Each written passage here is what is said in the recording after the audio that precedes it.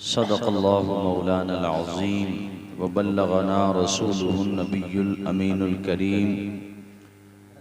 कलमा शरीफ पढ़ें एक मरतबा तमामी हज़रात। अशहदु अल्ला इलाहा इल्लल्लाहु व अशहदु अन्ना मुहम्मदन अब्दुहु व रसूलुहु।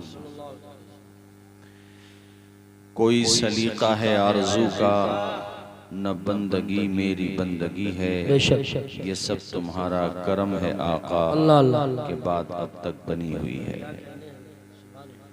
मुजरिम को न शर्माओ अहबाब, कफन ढक दो, मुंह देख के क्या होगा पर्दे में भलाई है।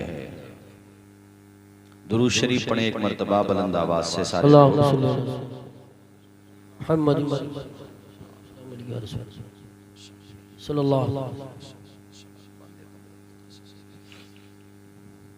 एक बार और दुरूद शरीफ पढ़िए। अल्लाहुम्मा सल्ली अला हबीबिना या नबी। हमारे देहात की ज़िंदगी बहुत अच्छी होती है। जो खाने की चीज़ें होती हैं माशाल्लाह वो बग़ैर मिलावट के मिल जाती हैं देहात में, लेकिन कुछ वीकनेस, कुछ कमज़ोरियाँ देहात की ज़िंदगी में बहुत डेंजर हैं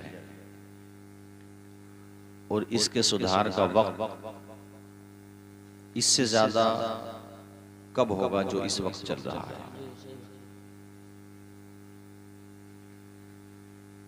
5 साल में एक मरतबा प्रधानी के इलेक्शन होते हैं। उस मौके पे कुछ खटपट या कुछ दिलों की दूरी, आपस में कुछ कशीदगी समझ में आती है उस वक्त कि भाई वो इलेक्शन का पार्ट है, जबकि वो भी जायज़ नहीं है। कभी आप ये सोचें कि मैं उसकी इजाज़त दे रहा हूँ, लेकिन पूरे 5 साल तक दिलों का दूर रहना और इतना दूर रहना कि एक ग्रुप वालों के यहाँ अगर कोई दीनी प्रोग्राम भी है तो दूसरे ग्रुप वाले नहीं आते। अगर हुजूर ने आपसे ये सवाल कर लिया क़यामत के दिन कि वो भी मेरा उम्मती था, मेरा कलमा पढ़ने वाला था, मुझसे मोहब्बत करने वाला था, जलसा वो अपने बाप का नहीं कर रहा था, मेरा कर रहा था, मेरा नाम ले रहा था, तुम उसके प्रोग्राम में क्यों नहीं गए? मेरे नबी ने तो जब हिजरत करके सहाबे किराम मदीने शरीफ तशरीफ ले आए तो ये कहलाते मुहाजिरीन, हिजरत करने वाले। इनकी तादाद 45 और उधर अंसार हैं वो भी 45।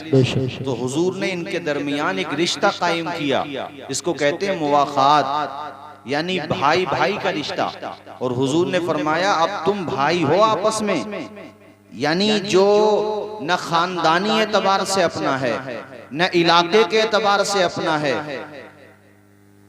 रिश्ता भी कोई नहीं, खूनी रिश्ता, ईमानी रिश्ता है। और फिर उन्होंने इस रिश्ते का इतना लिहाज किया कि मदीने के जो अंसार थे, अंसारे मदीना जो कहलाते हैं, उन्होंने अगर 2 घर थे अपने पास, एक घर दूसरे भाई को दे दिया और कहा ये घर तुम ले लो, चूंकि तुम मेरे भाई हो, अगर मेरा सगा भाई भी होता तब भी तो मैं उसे देता कि नहीं देता, या मेरे जो सगे भाई है मैंने उनको भी दिया है, लिहाजा तुम भी मेरे भाई हो। इसलिए कि ये रिश्ता कायम करने वाली हस्ती का नाम मोहम्मदुर रसूलुल्लाह है। यहाँ तक भी आता है कि उन्होंने ये भी इरादा किया कि अगर दूसरे की शादी नहीं हुई है और मेरे पास 2 बीवियां हैं, अगरचे यहाँ तक नौबत नहीं आई थी, लेकिन उन्होंने सोचा कि मैं एक बीवी को तलाक दूं, वो इद्दत गुजारे और तुम उससे निकाह कर लो। यहाँ तक उन्होंने कस्द किया था। तुम्हारे ईमानी रिश्ते की आज की तारीख में कोई वैल्यू नहीं है, कोई अहमियत ही नहीं है। दीवान जी के डंडे खाने को तैयार हो, दरोगा जी की पिटाई खाने को तैयार हो, अपने पैसे चारों हाथ पांवों से पार्टी बंदी और झगड़े में बहाने को तैयार हो, मगर ईमानी रिश्ते का लिहाज रखने को तैयार नहीं हो, उसकी बात का बर्दाश्त कर लेना, सब्र कर लेना, ये चीज हमारे अंदर नहीं है। यूं ही अरे जो जीता वो जीत गया यार, जो हारा वो हार गया, उसको दिल पे इतना लेना कि आपस में दूरियां पैदा कर देना, ये इस्लामी रिश्ते के मुनासिब तो बात नहीं है।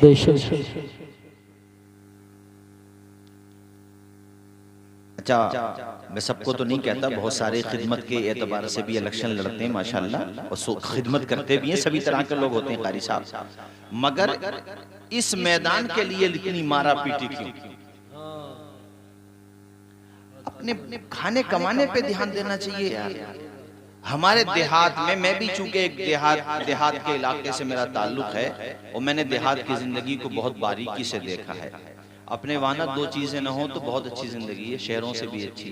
क्योंकि एक खूबी हमारे यहाँ ये है कि पड़ोसी भूखा नहीं मर सकता। पड़ोसी तो पड़ोसी, दूसरे मोहल्ले वाला भी अगर उसके घर पे फाका हो रहा है ना, तो चाहे बोलचाल बंद है मगर खाना भिजवा देगा, यार है तो हमारा ही। किसी के घर पे शादी हो तो कहीं से बुलाने की जरूरत नहीं है, खाना खिलाने वालों को वही आ जाएंगे, आसपास के लोग लग जाते हैं उसके वहां।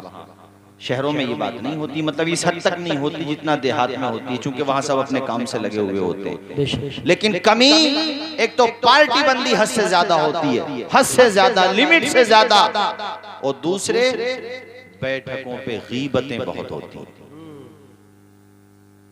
अपने खालिए बैठ गए, कोई अच्छे कपड़े पहन के निकल रहा है, कोई कमारा मेहनत से निकल रहा है तो उसकी गीबत, कोई मोटरसाइकिल पे निकल गया उसकी गीबत, कोई 4 पहिया गाड़ी में निकल गया उसकी गीबत, और अगर कोई मौलाना आदमी 4 पहिया गाड़ी में क्लब के कपड़े पहन के चला गया तो कुछ देर तक तस्करा होगा।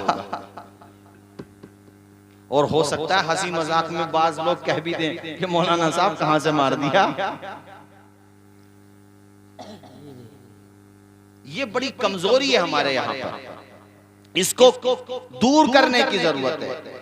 भाइयों, मेरे कहने का मकसद ये है कि अल्लाह पाक ने हमें साहिब ईमान बनाया, प्यारे नबी का उम्मती बनाया। इस उम्मती होने का कुछ तो लिहाज करो, आपस में मोहब्बत किया करो, नफरत न किया करो। अरे कोई कहीं भी रहता है, किसी मोहल्ले में रहता है, किसी प्रधान को वोट देता है, ठीक है, आपकी अपनी सियासत है, उसको वहीं तक रखो, मगर बोलचाल बंद ना करो। उसके घर पे अगर अब्बा की तबीयत खराब है, भाई की तबीयत खराब है, उसे देखने चले जाया करो। तुम देखने जाओगे, उसके दिल में भी मोहब्बत में इजाफा हो जाएगा। सुभान अल्लाह। उसके घर पे प्रोग्राम है, घर पे फातिहा का प्रोग्राम है, शादी ब्याह का प्रोग्राम है, दावत आई है, भाइयों जाया करो। और फातिहा में तो दावत का मतलब नहीं, खुद से ही चले जाया करो। आए लोगों, एक दूसरे को देख करके ईमानी रिश्ते का ख्याल किया करो, सलाम कर लिया करो।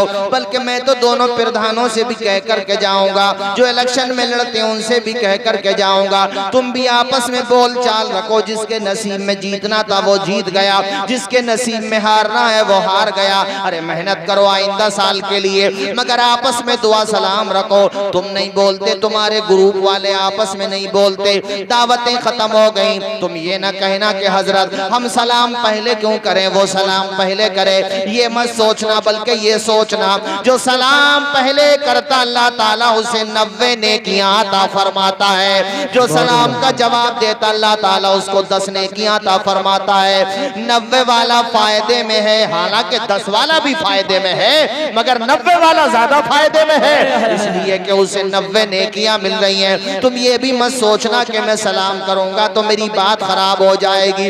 नबी की सुन्नत पे जो अमल करेगा यार, उसकी बात अगर खराब भी होगी ना तो इंशाअल्लाह सुन्नत पर अमल करने के सदक़े में अच्छी हो जाएगी। नबी की सुन्नत पर अमल करने वाले की बात कैसे खराब हो सकती है। मैं 4 मिसरे आपको सुनाना चाहता हूँ भाइयों, आप सुनिएगा और मचल के बोलिएगा जरा जोर से, सुभान अल्लाह। जरा जोर से बोले। अदब से झुकता है, झुक सलाम करता है, फकीर दिल को सिकंदर सलाम करता है। ना इसमें रहना के कोई तुम्हें सलाम करे, बड़ा तो वो है जो बढ़कर सलाम करता है। नारे तकबीर, नारे रिसालत, मसलके आला हजरत, इश्क मोहब्बत, इश्क मोहब्बत, इश्क मोहब्बत, इश्क मोहब्बत। नारे तकबीर, नारे रिसालत। और दूसरी बात, जो बातें मुझसे कही गई इंशाअल्लाह थोड़ा थोड़ा सबका जिक्र करूंगा। दूसरी बात कारी साहब, ये हमारे जो जवान है ना, युवा, इन पे तो मोबाइल के आ गया, समझ लो इनको बहुत बड़ा मनसब मिल गया। रात में देखो आप, कोई उस दीवार पे लगा हुआ है, कोई उस दीवार पे लगा हुआ है, कोई गली में लगा हुआ है। अरे ये हंसने की नहीं रोने की बात है जवानों। दीवार पे भाई तेरा रात के 3 बजे कौन सा काम चल रहा है भाई? 3 बजे, 3 बजे, 2 बजे, 2:30 बजे, 12 बजे अब्बा जी समझ रहे हैं बेटे आराम फरमा रहे हैं और बेटे जिंदगी बदनाम फरमा रहे हैं। जिधर देखो उधर ही इश्क के बीमार बैठे हैं, हजारों मर चुके सैकड़ों तैयार बैठे हैं। अबे शादी तो तेरी हो ही जाएगी, अब्बा वो अब्बा कर देंगे, अपना काम देखिए। अबे जब वक्त आएगा शादी हो जाएगी। इमाम गजाली फरमाते हैं इंसान की तबाही की 2 बड़ी वजह हैं। वक्त से पहले चाहता है और उम्मीद और वो तकदीर से ज्यादा चाहता है। शादी तो हो ही जाएगी। और एक बात और बताओ, मेरी कौम की बेटियां भी सुन रही हैं और बेटे, सबसे जवानों से जिनकी शादी नहीं हुई है, खास तौर पे उनसे, माँ बाप शादी करने में हर चीज का लिहाज करते हैं। लड़की वाले हों तो वो भी हर चीज देखेंगे, लड़के वाले हों तो वो भी हर चीज देखेंगे। इसलिए कौम की बेटियों, अपने माँ बाप भाई बहनों के फैसलों को तरजीह दो। हाँ, मशवरा बेटियों से भी लिया जाए, ये मैं मानता हूँ कि बेटियों से भी राय ली जाए, इसी तरह से बेटों से भी राय ली जाए, मगर कम उम्री में और कम इल्मी में, नाफहमी में कई मर्तबा लड़की और लड़के आपस में बगैर माँ बाप की रजामंदी के जो रिश्ते करते हैं, वो रिश्ते साल 2 साल 4-5 साल तक तो सही चलते हैं। ज्यादा तादाद ऐसे रिश्तों की है जो 10 साल होने से पहले पहले दरार पड़ जाती है उन रिश्तों में और वो रिश्ते कामयाब नहीं हो पाते। बेशक ये जवानों पे बड़ा सन्नाटा पसर गया भाई। बात हम सच कह रहे हैं कि नहीं बताओ आप? राय ली जाए, मैं राय के खिलाफ नहीं हूं। ये भी नहीं कि माँ बाप ने भी कुछ नहीं देखा, कुछ का मतलब सिर्फ पैसा देखा, लड़के पे दौलत बहुत है, लड़के पे मालियत बहुत है। अरे ये भी तो देख ले, वो पौवा चढ़ाता है, ये भी तो देख ले, वो सटोरिया है, ये भी तो देख ले। अबे अनिल अंबानी के जुमला क्या बोलूं यार, हैं? अबे दौलत के चक्कर में ये तो देख ले कि कहीं कोई ऐप तो नहीं है लड़के में। और एक जुमला कहूं मैं आपसे, तिखोटी के लोग बड़ी मोहब्बत करते हैं मुझसे, इसलिए मैं भी दिल की बातें कर रहा हूं आपसे। मुझे पता है मोहसिन भाई बताते रहते हैं, हमारे रिसालत भाई वगैरह, अल्लाह खुश रखे आप सबको, जज़ाए खैर अता फरमाए। पिछले साल भी हम दोनों हजरात आए थे, इस साल भी, और इंशाल्लाह मेरे बाद भी बहुत अजीम खिताब होगा। हजरात मैं ये कहना चाहता हूं आप लोगों से, तवज्जो करो। एक लड़का वो है जो मजदूर है, दहाड़ी लगाता है, मगर 5 वक्ता नमाजी है, वो रक्षा पोलर भी है, नमाजी है, पाकीज़ा रोजी तेरी बेटी को खिलाएगा। वो दहाड़ी लगाने वाला जो 10-15 हजार पर मंथ कमा रहा है, तेरी बेटी उसके घर चैनो सुकून से रहेगी। वो 50 हजार वाला जब तक नहीं सोता, जब तक शराब नहीं पी ले, वो 50 हजार नहीं 5-50 लाख भी कमाता होगा, तेरी बेटी को सुकून नहीं पहुंचा सकता। यार वो खुद को सुकून नहीं पहुंचा पा रहा है तो तेरी बेटी को क्या सुकून पहुंचाएगा? क्या कहने बेटियों, अब पकड़ लिया तो बेटियों के रिश्तों के मामले में एहतियात से काम लो। बात समझ आई? और बेटियों से भी पूछो बिलाशुबा, भाई रहना तो उनको है, ये भी नहीं कि उनकी राय नहीं ली गई, उससे भी पूछो। और अगर उसकी राय ना हो तो इसको बुरा भी मत जानो। हमारे यहाँ क्या है ना, शादियों को बुरा समझते, उसे महंगा कर दिया। अरे शरीयत में गुनाहों के दरवाजे को बंद करने के लिए 1 से ज्यादा शादी की इजाजत दी गई है।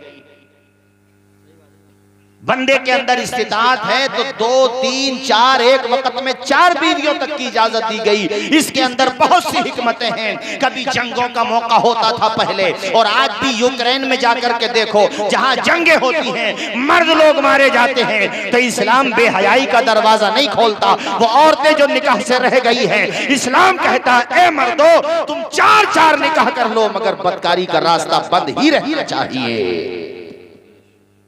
अरे बात समझ आ रही है आपके? बोलो जरा जोर से। तो जवानों से खास तौर पे कह रहा हूं मैं, कि इस मोबाइल का इस्तेमाल सही करो। बहुत सारे लोग कहते हैं यार सारे व्यवस्था थी, सब नजर रखी हुई थी, फिर भी लड़का हाथों से निकल गया, लड़की हाथों से निकल गई। यार ये तुम्हारे यहाँ पिछले साल भी ऐलान था। देखिए भैया, रास्ते में जिसकी गाड़ी खड़ी है जाकर हटा ले। मारुति वैन जिसकी है वो साइड से लगा दे, रास्ता बंद है। चलिए कलमा शरीफ पढ़े एक मरतबा, ला इलाहा इल्लल्लाह मुहम्मदुर रसूलुल्लाह सल्लल्लाहु अलैहि वसल्लम। हजरात देखो, इस दीन की कदर करो, ये घर बैठे मिला है। कारी साहब कितनी कुर्बानियां दी हैं इस दीन को फैलाने के लिए। सहाबी हैं हजरत अबू सलमा, क्या नाम है बोलिए जरा जोर से, आवाज आए अबू। उनकी बीवी उम्मे सलमा, इस्लाम की राह में सबसे पहले हिजरत करने वाली जात का नाम अबू सलमा है। दूध पीता बच्चा है, एक ही ऊंट या ऊंटनी एक ही सवारी है। हिजरत कर रहे हैं, मदीना छोड़ के, मक्का छोड़ के मदीना शरीफ जा रहे हैं। अपनी बीवी को बिठाया, दूध पीता बच्चा गोद में है, और खुद रास्ते में गए तो ससुराल पड़ती थी रास्ते में, बनु मुगीरा में उनकी ससुराल थी। वो आ गए ससुराल वाले और आकर के कहा, अबू सलमा तू जा, हमारी बेटी को क्यों लेके जा रहा है वहां। अपनी बेटी उम्मे सलमा को जबरदस्ती उन्होंने उतार लिया। जब बेटी को उतारा और ये बात पता चली अबू सलमा के परिवार वालों को, सहाबी रसूल के घर वालों को, वो भी आ गए। उन्होंने उस खातून से उसका बेटा छीन लिया और कहा जब तुमने अपनी बेटी को रोका है तो हम अपना बेटा तुम्हारे यहाँ कैसे रहने दें। यानी शौहर की बीवी भी अलग, शौहर भी अलग, बेटा भी अलग। बेटा ले लिया दधियाल वालों ने और बीवी को रोक लिया ससुराल वालों ने। मगर फिर भी कुर्बानी देखो सहाबी रसूल अबू सलमा की, उनके कदम डगमगाए नहीं, अकेले ही मदीने चले गए। जोर से बोलो कहां चले गए, आवाज आए जोर से बोलो यार, कहां चले गए। मदीने शरीफ। अल्लाह अल्लाह, वो तो मदीना चले गए। ये जो उनकी बीवी थी, कौम की बेटियों सुनो, शौहर का रिश्ता कितना अजीम रिश्ता होता है, ये कितना वफा का रिश्ता होता है, और इस रिश्ते की अहमियत का अंदाजा आप लगाइए। हजरत उम्मे सलमा अपने शौहर की याद में, अपने बच्चे की याद में आप दीदा रहती, और जिस जगह जिस पहाड़ी के करीब जुदाई हुई थी, रोजाना उजाला निकलने के बाद वहीं पर आके बैठ जाती, सूरज गुरूब होने तक वहीं पर बैठी रहती और अपनी आंखों से गुहर टपकाती रहती। जब बीवी वफादार हो, अल्लाह अकबर, तो उसके किरदार की कस्में ली जाती हैं साथियों। उनकी अजमतों के बारे में जिक्र किया जाता है, वो इतिहास बना करके जाती हैं। हजरत उम्मे सलमा वहीं पे रहती, अपने बच्चे को याद करती। बच्चा ले लिया है किसने, शौहर के घर वालों ने, और शौहर चले गए हैं मदीना। उधर उनका दर्द कर्ब भी देखो, अपनी बीवी को भी याद कर रहे हैं, बच्चे को भी याद कर रहे हैं, मगर दीन के लिए कुर्बानी दे रहे हैं। तिकोटी के मेरे दीनी भाइयों, उन्होंने कितनी कुर्बानियां दे करके इस्लाम को फैलाया है कि हम पर जरूरी नहीं है कि हम उस इस्लाम के सच्चे वफादार सिपाही बन जाएं, हम एक दूसरे से मोहब्बत करने वाले बन जाएं, अपने दिलों से नफरत के कीड़े निकाल दें, अपने जहनों से बुग़्ज़ और हसद की आग निकाल दें, और एक दूसरे के लिए अपने बाजुओं को खोल दें। और हम कहने लगे जमाने वालों से, ए हमारे भाइयों, आकर के सीने से लग जाओ। इलेक्शन की जगह इलेक्शन होगा, बाकी खाना पीना आपस में चलता रहेगा इंशाअल्लाह। एक दूसरे के यहाँ हारी साहब, बाज जगह इतनी बुरी सिचुएशन है कि सगा बाप सगी बेटी को छोड़े पड़ा इस राजनीति के चक्कर में। सगा, मेरे पास रिपोर्टें हैं, सगा बाप और सगे दामाद ने अपने ससुर को छोड़ दिया, सगी बेटी ने अपने बाप को छोड़ दिया इस राजनीति के चक्कर में। सगा भाई अपने भाई को छोड़े हुए हैं। यार ऐसी राजनीति से क्या फायदा। अगर तुम्हें सियासत ही सीखना है तो फिर फारूक आजम से सीखो, अगर सियासत ही सीखना है तो फिर नबी के गुलामों से सीखो। सुभान अल्लाह, सुभान अल्लाह, जोर से बोलो, सुभान अल्लाह, और जोर से बोलो।